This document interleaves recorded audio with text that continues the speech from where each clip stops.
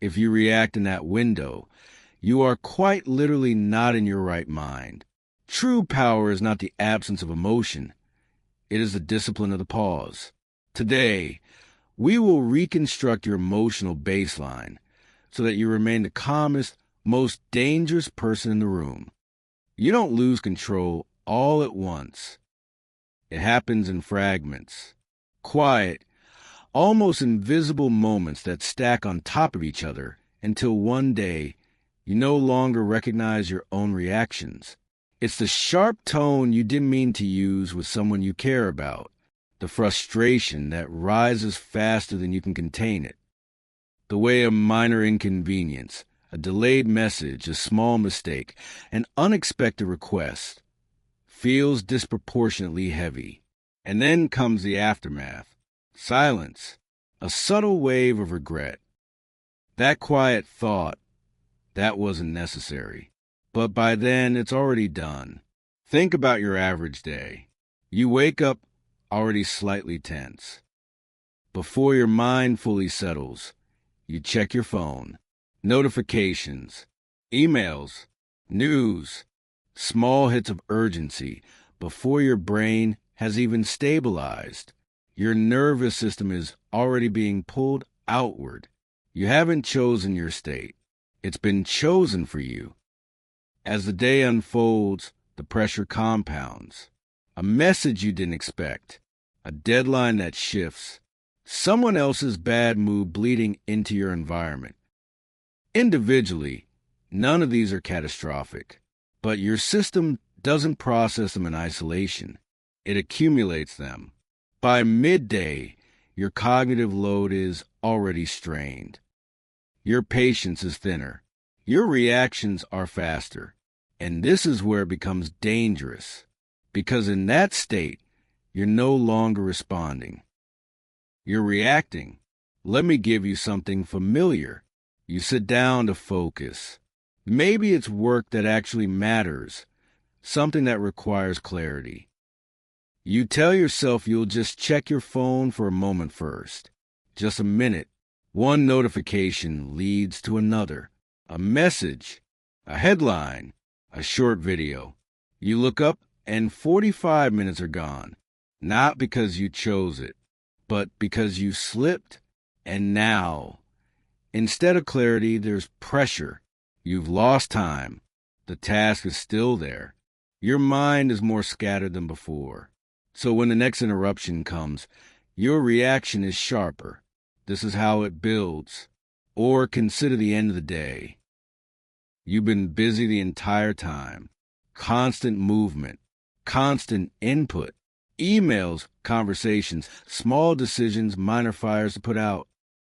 But when you stop and ask yourself what you actually accomplished, what moved your life forward in a meaningful way, the answer is unclear. And yet you're exhausted, not from meaningful effort, but from continuous reaction. This is the exhaustion most people can't explain. It's not physical fatigue. It's not even pure mental effort. It's emotional leakage. Every reaction, every moment of irritation, anxiety, impatience is a small withdrawal from your internal stability. And when those withdrawals happen all day long, without awareness, you end up depleted, not because life is impossible, but because your responses are unregulated. And the cost is not just energy. It's your relationships, your decision-making, your sense of control. Because when you react impulsively, even in small ways, you send a message to yourself. I am not in charge here. Let me ask you something. When was the last time you felt completely in control of your reactions? Not just in a calm environment, but in the middle of pressure. When something didn't go your way, when someone tested your patience, when the unexpected disrupted your plan, did you choose your response? Or did it choose you? Most people don't like the answer to that question. And that's where the real discomfort begins. Because deep down, you know this isn't about other people. It's not about circumstances. It's about the gap between stimulus and response. Right now, for most people, that gap is almost non-existent.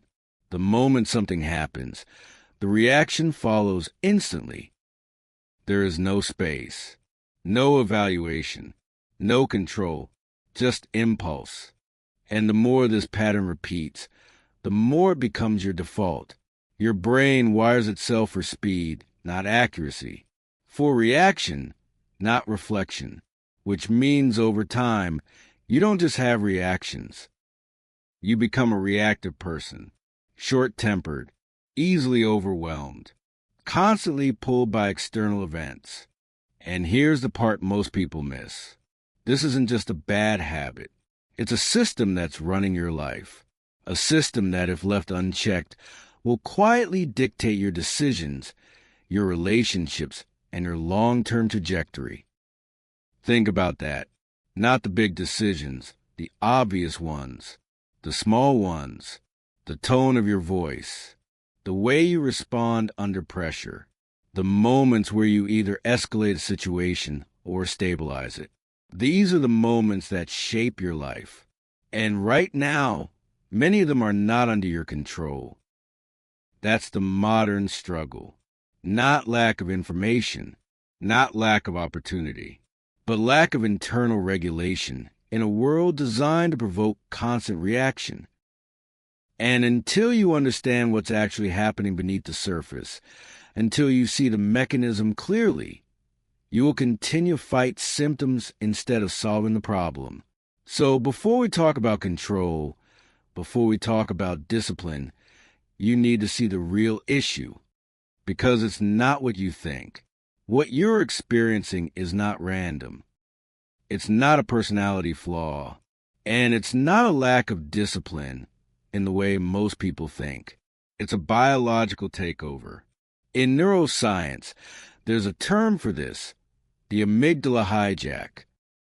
And once you understand it, a lot of your past behavior will start to make uncomfortable sense. Deep in your brain, there's a small, almond-shaped structure called the amygdala. Its job is simple: detect threats and keep you alive. It evolved in a world where danger was immediate and physical. Predators, violence, survival. Speed mattered more than accuracy. So the amygdala doesn't think. It reacts. The moment it perceives a threat, real or imagined, it initiates a cascade. Stress hormones flood your system. Your heart rate increases. Your muscles tighten. Your attention narrows. And most importantly, your prefrontal cortex, the part of your brain responsible for logic, reasoning, and long-term thinking, gets suppressed. Not damaged, just temporarily overridden. This is efficient if you're being chased. It's destructive if you're reading an email. Because here's the truth most people never fully grasp. Your brain does not distinguish well between physical threats and psychological ones. A critical message, a passive-aggressive tone, an unexpected problem. To your nervous system, these can feel like danger, so it reacts accordingly. And in that moment, you are no longer operating from your highest level of intelligence. You are operating from survival. Let me make this concrete. You receive an email that questions your work. Maybe it's subtle, maybe it's direct, but something in it triggers you. Within seconds, your body shifts. There's tension, a slight surge of heat. Your thoughts start racing, not clearly, but defensively. They don't understand. This isn't fair. I need to respond to this. And here's where the hijack completes. If you respond in that moment, if you type back immediately, driven by that internal surge, you are not making a rational decision. You are executing a stress response. Think about that carefully. How many of your decisions, especially under pressure, are actual responses generated by a temporary chemical state? And how many of those decisions have consequences that outlast the emotion that created them? This is the hidden problem.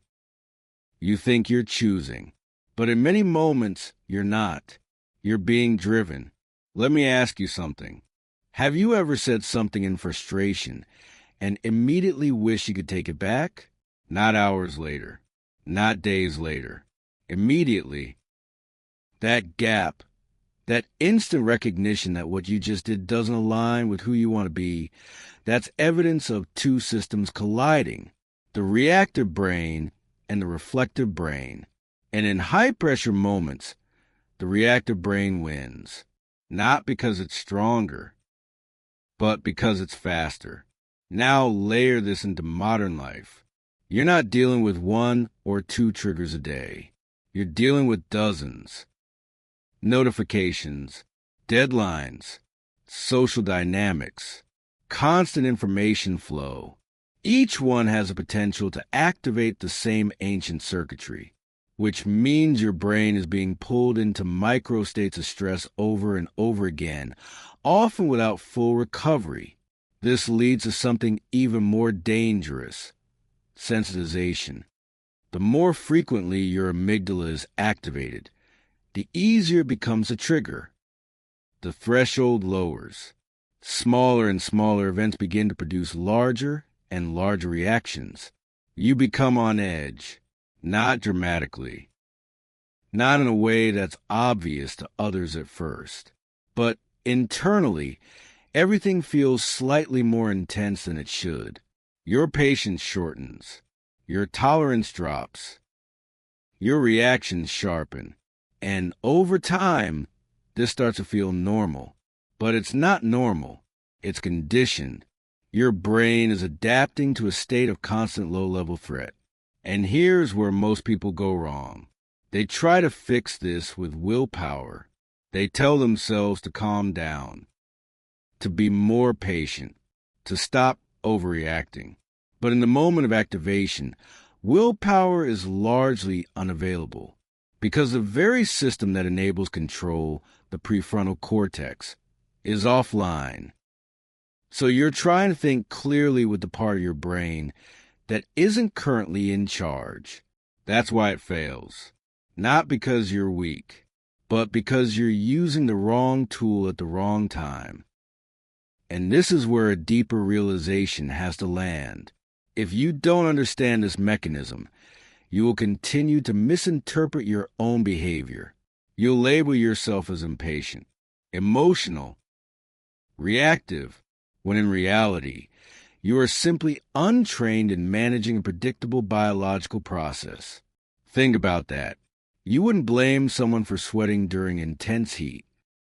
You wouldn't blame someone for their heart rate increasing during exercise, but you blame yourself for reacting under stress without ever learning how that stress response actually works. So the problem persists, quietly, repeatedly, shaping your decisions, your tone, your relationships, and most dangerously, shaping your identity. Because the more often you see yourself reacting this way, the more you start to believe, this is just who I am, and that belief locks the pattern in place. But it's not who you are. It's what your brain has been conditioned to do. And anything conditioned can be retrained. But before that happens, you need to fully accept something. In those moments of emotional intensity, you are not broken. You are hijacked. The question is whether you're going to keep operating like that or finally learn how to take control back.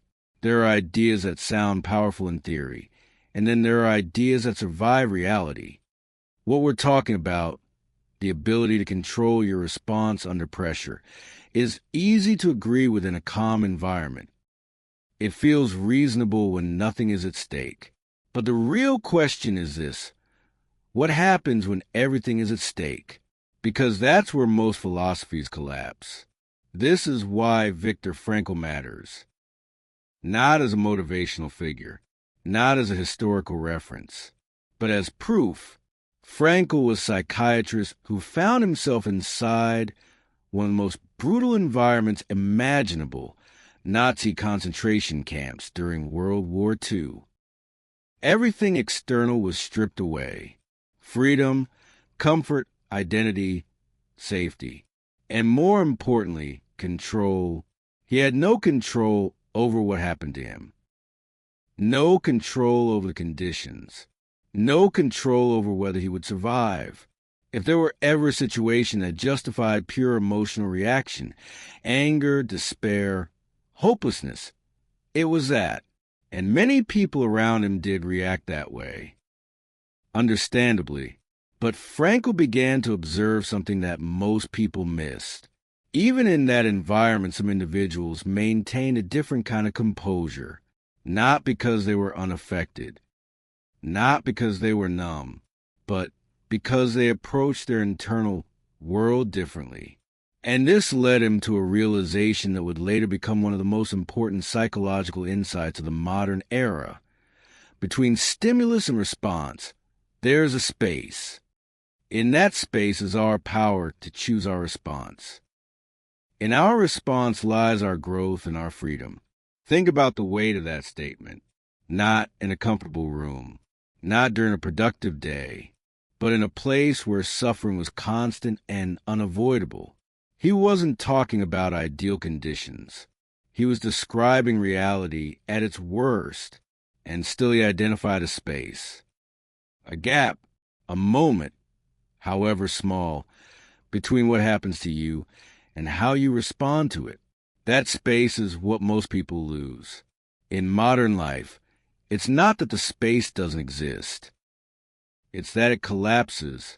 Stimulus comes in and the response fires instantly. Email irritation, delay frustration, criticism defensiveness. There is no pause, no evaluation, no conscious choice, just reaction. But Frankl's insight forces a different perspective. If a human being can find that space in the most extreme conditions imaginable, what does it say about your inability to find it in everyday situations? This is not about guilt. It's about clarity. Because once you see this, the excuse disappears. You may not control the environment, but you are responsible for the response. And that responsibility is where power lives. Let me ask you something. If your emotional state can be dictated by a single email, a single comment, a single unexpected inconvenience, how much control do you actually have over your life? Not in theory. In practice. Because control is not what you say you value. It's what you demonstrate under pressure. Frankl understood something most people still avoid. Suffering is unavoidable, but unnecessary emotional reactivity is not. There's a difference between feeling something and becoming it. He didn't deny emotion. He didn't suppress it. He created distance from it, and that distance allowed him to observe rather than immediately react. That's the key. Observation creates space. Space creates choice. Choice creates control. Without that sequence, you are locked into automatic patterns. And those patterns will define your life more than any long-term plan ever will. Now, bring this back to your world. You are not in a concentration camp, but your nervous system doesn't know that. It reacts to perceived threats the same way, just at a different scale. And because your environment delivers those threats constantly, in small doses, your reactions become frequent, habitual, normalized. So you never develop the skill of the pause. You never train the space. And without that training, you default to the fastest system available, the reactive one. Frankl's lesson is not about enduring extreme suffering. It's about recognizing that no matter how intense the stimulus, there is always a moment, however brief, where you can intervene. Most people never develop the awareness to notice it. Even fewer develop the discipline to use it. But that is the dividing line between people who are controlled by their environment and people who remain stable within it. Think about that, not as an abstract idea, but as a daily reality. Every conversation, every unexpected problem, every moment of pressure, there is a space. Right now, for you, That space may be so small it feels non-existent. But it's there. The question is not whether it exists. The question is whether you're willing to slow down enough to find it and strong enough to act within it. Because once you do, something shifts. You stop being a passive receiver of life, and you start becoming an active participant in how it unfolds. That's not philosophy. That's control. Now that you understand the existence of the space, we need to confront why it feels so difficult to access. Because the problem is not just the initial reaction. It's what happens immediately after. Most people assume emotions behave like external events. Something that happens to you, lingers for a while, and then fades on its own. But that's not how it works. Emotion, at its core, is a chemical event. When something triggers you, an email, a tone of voice, an unexpected disruption, your brain releases a surge of neurochemicals. Cortisol, adrenaline. Your body shifts into a heightened state. Here's the critical detail most people never learn. That initial chemical surge has a very short lifespan, roughly 60 to 90 seconds. That's it. If you did absolutely nothing, no internal dialogue, no mental replay, no interpretation, the emotional wave would rise and then fall, naturally. But that's not what you do. Instead, you extend it. You take a 90-second chemical reaction and turn it into a 90-minute emotional state, or a full day, or longer. And this is where the invisible system takes over. Let's slow this down. A trigger happens. Immediately, your body reacts. That part is automatic. You don't choose it. But within seconds, your mind begins constructing a narrative. This shouldn't have happened. They always do this. This is a problem. And the moment that narrative begins, something important shifts. You are no longer just experiencing the emotion. You are reinforcing it. Because every thought you attach to that feeling sends a signal back to your brain. This matters. Continue. And your brain responds accordingly by sustaining the chemical state. More cortisol, more tension, more emotional intensity. This creates a loop. Trigger emotional surge, narrative, amplified emotion, stronger narrative. And now, you're no longer dealing with the original event. You're dealing with a self-generated experience. Think about how often this happens. You receive a message that bothers you. The initial reaction hits, but instead of letting it pass, you replay it. You imagine what they meant. You anticipate future conflict. You build arguments in your head. 10 minutes later, the situation feels bigger than it actually is. An hour later, it feels personal. By the end of the day, it feels like evidence of something larger. But none of that existed in the original moment. You created it, not intentionally, but systematically. Let me give you a simple but uncomfortable truth. Your emotions are not lasting because of the event. They are lasting because of your participation. Think about that. If you remove the narrative, if you experience the physical sensation of anger or stress without attaching meaning to it, it would dissipate quickly. But most people have never practiced that. Instead, they fuse with the feeling immediately. They become it. I am angry. I am stressed. I am overwhelmed. Instead of, there is anger. There is stress. There's a reaction happening. That subtle difference changes everything, because identification removes distance. And without distance, there is no control. Now, let's connect this to behavior. Every time you sustain an emotional state through narrative, you are training your brain. You are strengthening a pathway. Neuroplasticity doesn't care whether the pattern is useful or destructive. It simply reinforces what is repeated. So if your default pattern is trigger, react, think, amplifies, stay in it, that becomes easier the next time and the next, until eventually it becomes automatic. This is why some people live in a near constant state of irritation or anxiety. Not because their lives are objectively worse, but because their internal loop is unregulated. Let me ask you something. When something frustrates you, how long does it actually last? Not the event itself, but the feeling. Is it minutes, hours, an entire day? And more importantly, how much of that duration is caused by what actually happened, and how much is caused by what you keep telling yourself about it? This is where responsibility becomes unavoidable. Because once you understand the 90-second rule, you lose the illusion that emotions are controlling you indefinitely. They initiate themselves, but they do not sustain themselves. You do that. And this is not about blame. It's about leverage. Because if you are the one extending the emotion, you are also the one who can stop extending it. That's where control begins. But there's another layer. Most people don't sustain emotional states because they want to suffer. They do it because at some level it feels justified.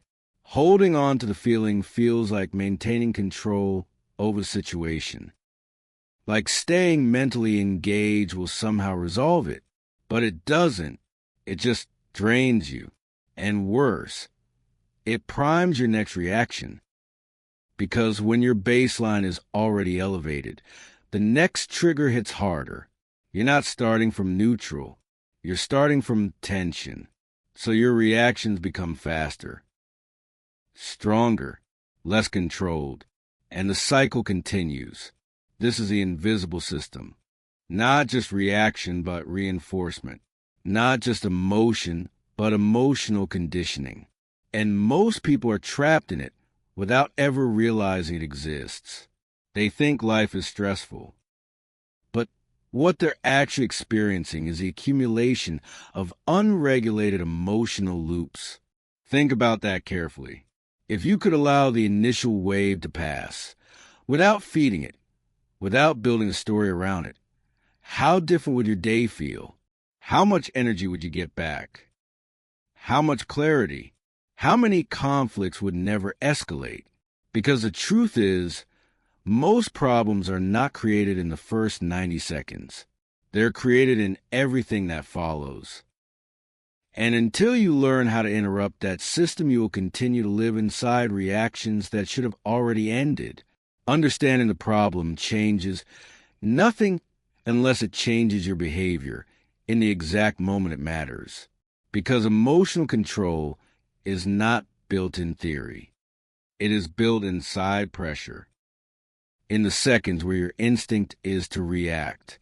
So what you need is not motivation.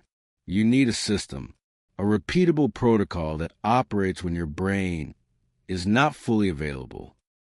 This is what we'll call the tactical pause. Not a vague idea, a trained sequence. And like any sequence, it has to be simple enough to execute under stress, but precise enough to rewire your default patterns over time. Let's break it down. Step 1. Recognize the trigger before control. There must be awareness. Most people don't fail at emotional regulation because they're incapable. They fail because they realize too late. The reaction has already happened. The words are already out. The tone has already shifted. The damage is already done. So the first skill is not control. It's detection. You need to catch the moment as it begins, not when it peaks. And the easiest way to do that is not through thought, but through the body, because your body reacts before your mind explains. A tightening in your chest, a sudden heat in your face, a shift in your breathing, a subtle clenching of your jaw. These are signals, early warnings that your system is activating. Most people ignore them, or worse, they override them. But if you train yourself to notice these cues, you gain something critical, a window, small but real. Let me ask you something. Can you remember the last time you felt irritation building, before you expressed it? Not after, before. That moment is where everything changes. Because if you can see it early, you can interrupt it early. The mistake most people make here is waiting for clarity. They want to understand the situation before acting. But by then, it's too late. Recognition must be fast, almost instinctive. You're not analyzing. You're flagging. Something is happening. That's enough. Step 2, the forced pause. This is where discipline begins. Once you detect the trigger, you must do something that feels unnatural. You do nothing. No response. No immediate action. No verbal reaction. You pause. And this is not passive. It is forced, because your system will push you to act, to speak, to resolve the tension immediately. That urgency is a chemical surge. And if you obey it, you reinforce the pattern. So you interrupt it. You delay, even if it's just a few seconds. In a conversation, this might look like silence. In a digital interaction, it might mean not replying immediately. You create distance. And in that distance, something important happens. The prefrontal cortex begins to come back online. Not instantly, but gradually. And that shift from reactive brain to reflective brain is the entire objective. Most people misunderstand this step. They think pausing means weakness, that not responding immediately means losing control of the situation. But the opposite is true. Immediate reaction is loss of control. Deliberate delay is control. Think about that. Who is more dangerous? The person who reacts instantly or the person who can hold their response under pressure? Step 3. Regulate the physiology at this point. You are not trying to solve the situation. You are trying to stabilize your state, because a dysregulated body cannot produce a regulated response. This is where breathing becomes a tool, not a cliche. Slow, controlled breathing directly affects your nervous system. It signals safety. It reduces cortisol. It widens the gap between stimulus and response. But it has to be intentional, not shallow, not rushed. Slow inhale, longer exhale, again and again. Even 30 seconds of this begins to shift your internal chemistry. You're not eliminating the emotion. You're reducing its intensity. And that reduction is enough to regain access to clearer thinking. The mistake here is impatience. People try this once quickly and expect a full reset. That's not how it works. You're not flipping a switch. You're lowering a wave. Step 4, cognitive restructuring. Now, and only now, do you engage your mind. Not to react, but to reframe. Because the meaning you assign to an event determines the emotion that follows. And most first interpretations are distorted. They're fast, defensive, incomplete, so you challenge them. Not emotionally, logically. What else could this mean? Is this as personal as it feels? Am I reacting to the present or to a pattern from the past? This step is not about forcing positivity. It's about introducing accuracy, because your initial reaction is rarely accurate. It's protective, and protection often exaggerates. Let me give you an example. Someone sends a short, abrupt message. Your immediate interpretation: they're being disrespectful. But is that the only possibility? Or are they busy, distracted, under pressure themselves? You don't know, but your brain fills in the gap with a negative assumption. Cognitive restructuring interrupts that. It forces you to consider alternatives, and that alone can dramatically reduce the emotional charge. The mistake here is believing your first thought is truth. It's not.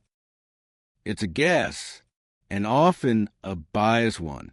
Step 5, deliberate response. Now you act. But this time it's chosen, not driven. You respond based on clarity, not chemistry.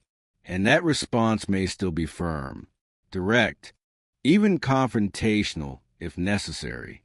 Emotional control does not mean passivity. It means precision. You're no longer reacting to release tension. You are responding to achieve an outcome. That's a completely different orientation. Let me ask you something. How many of your past reactions were designed to solve the situation, and how many were designed to relieve how you felt? That distinction matters, because one builds your life. The other slowly damages it. The mistake here is confusing expression with effectiveness. Just because something feels good to say doesn't mean it serves you. Step 6. Identity reinforcement. This is a long-term layer. Every time you successfully execute this sequence, even imperfectly, you are doing more than managing a moment. You are reshaping your identity. Because your brain is constantly asking, what kind of person am I? And it answers that question based on your behavior, not your intentions. So if your pattern is reaction, your identity becomes, I am reactive. But if your pattern becomes pause, evaluation, and control, something shifts. I am someone who does not get pulled easily.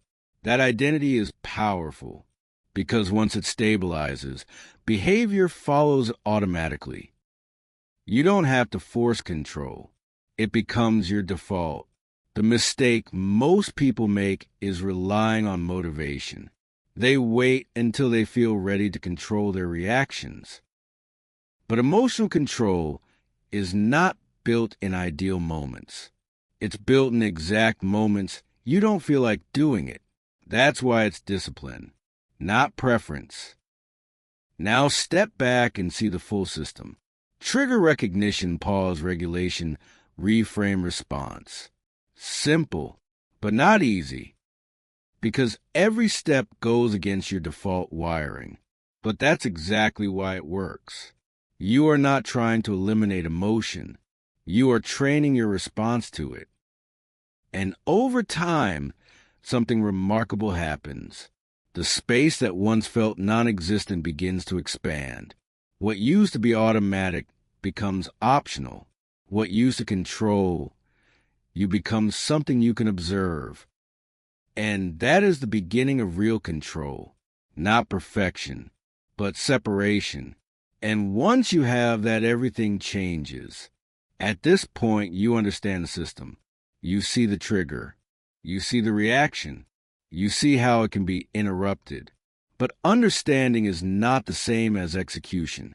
And this is where most people quietly fail. They listen. They agree. They feel a moment of clarity. And then they go right back to reacting the same way. So let me ask you something directly. Are you actually going to use this, or are you just collecting another insight that changes nothing? Because the truth is, this only works if you apply it in real time, not later, not when it's convenient, but in the exact moment when your instinct is to do the opposite. When the email hits, when the tone shifts, when the pressure rises, that's the test. And most people don't pass it. Not because they can't, but because they don't decide to. They wait to feel ready. You will not feel ready.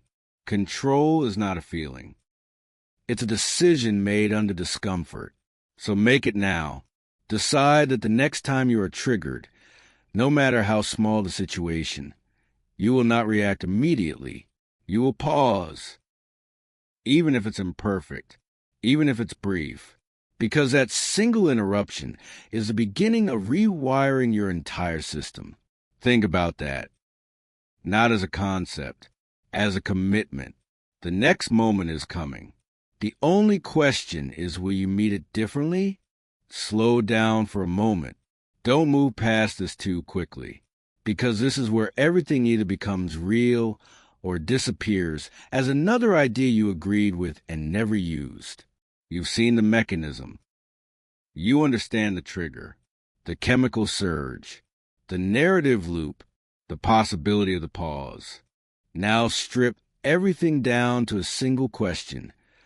Who is actually in control of your life? Not in theory, not in intention, in practice.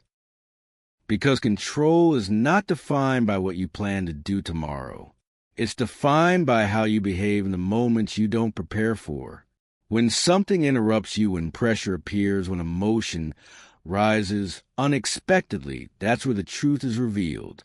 Let me ask you something more precise. If a single unexpected email can shift your mood for hours, what does that say about your internal stability? If one person's tone can pull you into frustration, who is setting the emotional direction of your day? If a minor inconvenience can escalate into tension, irritation, or withdrawal, are you responding to life? Or are you being moved by it? Sit with that, because most people never fully confront it. They normalize it. This is just how life is. Work is stressful. People are difficult. But those are surface explanations. Underneath them is a deeper pattern, unexamined reactivity. And unexamined reactivity becomes identity. You start to believe, I'm just someone who gets stressed easily. I have a short temper. I can't help how I feel. But look closer. Is that who you are, or is that what you repeatedly practiced? Because every reaction you've had up to this point has been training something. Every time you snapped, every time you replayed a situation in your head, every time you let a moment extend into hours of tension, you reinforced a pathway. And now it feels automatic. But automatic does not mean permanent. It means conditioned. Let me ask you something you may not have asked yourself before. What is your emotional pattern costing you over time? Not just in isolated moments, but cumulatively. How many conversations have been shaped by reactions you didn't choose? How many decisions have been influenced by temporary states? How much energy have you lost maintaining emotional loops that should have ended in minutes? And more importantly, what is this pattern building for your future? Because this doesn't stay contained. It compounds. The way you respond today becomes the way you respond tomorrow. And over time, that becomes your baseline. Your relationships adapt to it. Your work adapts to it. Your sense of self adapts to it. Until one day, you're not just someone who reacts, you're someone who lives in a constant state of reaction, and that has consequences. Not dramatic ones all at once, but subtle, consistent ones. Missed clarity, unnecessary conflict, chronic mental fatigue. A life that feels heavier than it needs to be. Now, consider the alternative. What happens if you begin to interrupt this pattern? Not perfectly, not completely, but consistently. What if, instead of reacting immediately, you paused, even briefly? What if you allowed emotional waves to pass without building a story around them? What if you responded from intention instead of impulse? How would that change your day? Your conversations? Your decisions? Your sense of control? Because this is not about becoming emotionless. It's about becoming intentional. There's a version of you that still feels everything, but is not ruled by it. There's a version of you that experiences pressure, but does not collapse into reaction. There's a version of you that moves through the same world, but with a completely different internal state. The question is, are you willing to become that person? Or will you continue reinforcing the version of yourself that reacts first and reflects later? Because both paths are being built right now, with every moment, with every response. And whether you realize it or not, you are choosing between them. There's something you need to see clearly before we go any further. You are not operating in a neutral environment. Everything around you, your phone, your inbox, the pace of modern work, is designed to capture your attention and provoke reaction, not reflection, not control. Reaction, because reaction is predictable, and predictable behavior is easy to influence. Every notification is a trigger. Every piece of urgency is a hook. And if you haven't trained your response, you don't stand a chance against that system.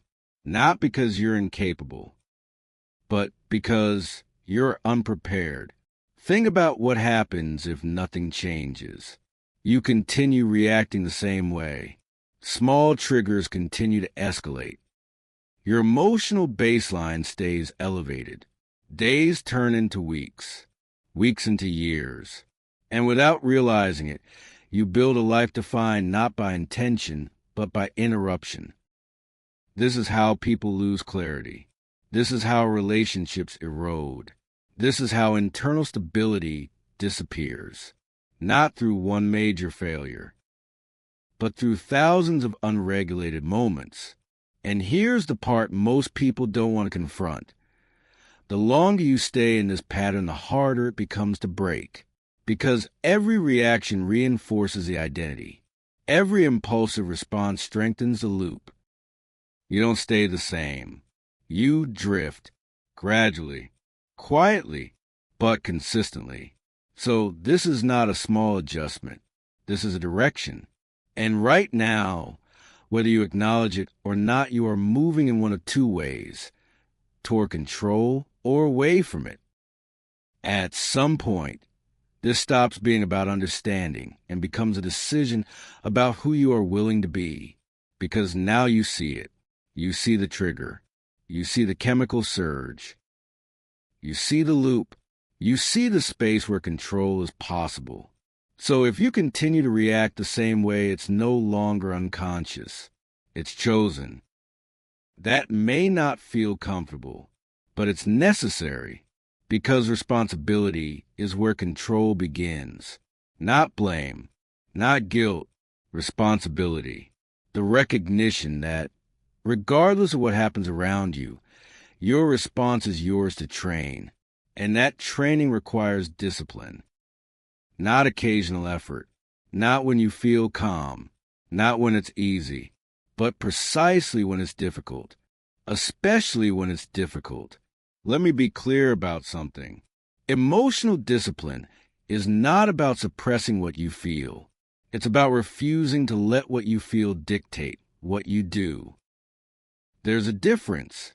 One leads to internal pressure and eventual breakdown. The other leads to stability and control. And most people never make that distinction.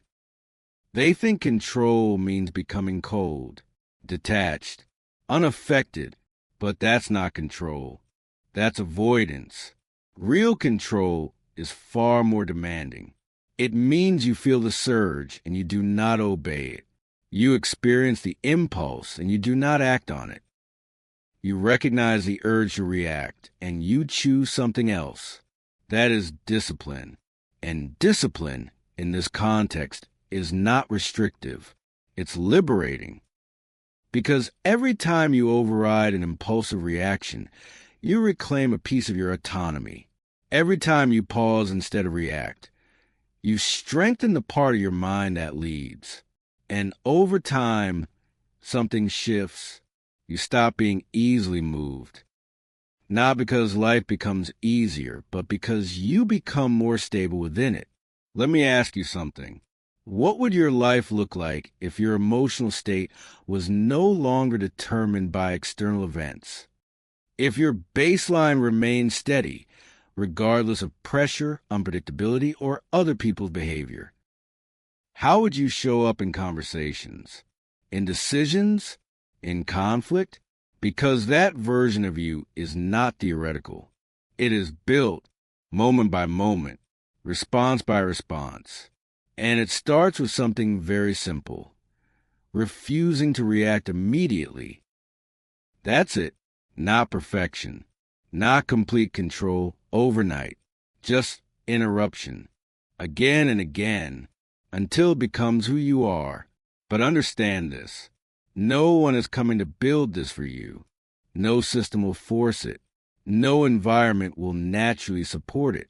In fact, most of what surrounds you will pull in the opposite direction, toward speed, toward reaction, toward impulsive engagement. So, if you want control, you have to go against that current, deliberately, consistently, without waiting for the right moment, because the right moment is the one you're avoiding. The next time you feel triggered, that's your opportunity. Not later, not after you've calmed down. In the moment, that's where discipline is proven. That's where identity is built. So the question is no longer whether you understand this. The question is, will you act on it when it matters? Or will you continue to hand control over to every stimulus that demands your attention? Because both paths are available, but only one leads to a life that is actually yours. If you refuse to be a slave to your reactions any longer, subscribe and commit to mastering the pause. Not as passive consumption, but as a standard, because the person who controls their response controls their life.